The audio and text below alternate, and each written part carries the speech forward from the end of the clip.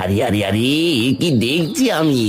আজ রতন বেটা এখনো মাছ বিক্রি করতে আসেনি।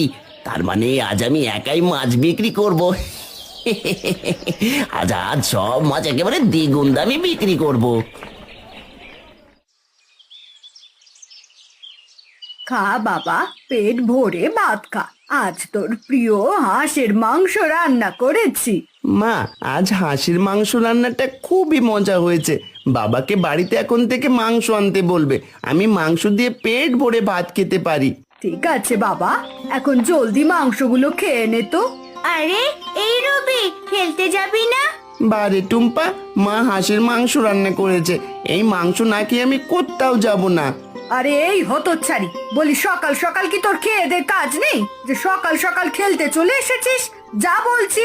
এখনই যাচ্ছি কাকিমা।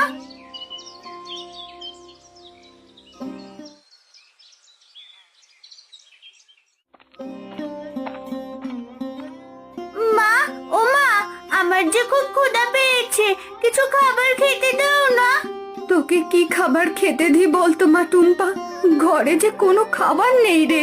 বলো কি মা, তাহলে কি আজকে আমরা সবাই না খেয়ে থাকবো?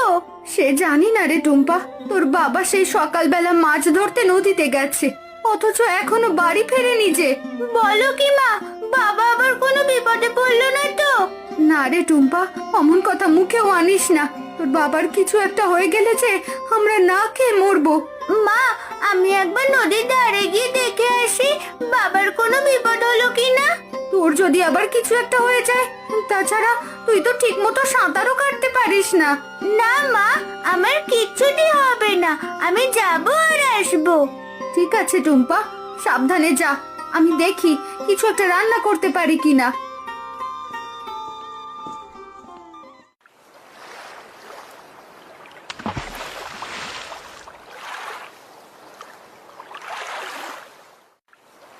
যাক বাবা, একটু কষ্ট হলেও আজকে বেশ কিছু মাছ পেয়েছি। এদিকে বেলাও তো পড়ে গেছে, তাড়াতাড়ি মাছগুলো নিয়ে বাজারে যেতে হবে। বাজারে লোক থাকতে থাকতে মাছ বিক্রি করতে হবে, তা না হলে যে বাজার করে বাড়িতে নিয়ে যেতে পারবো না।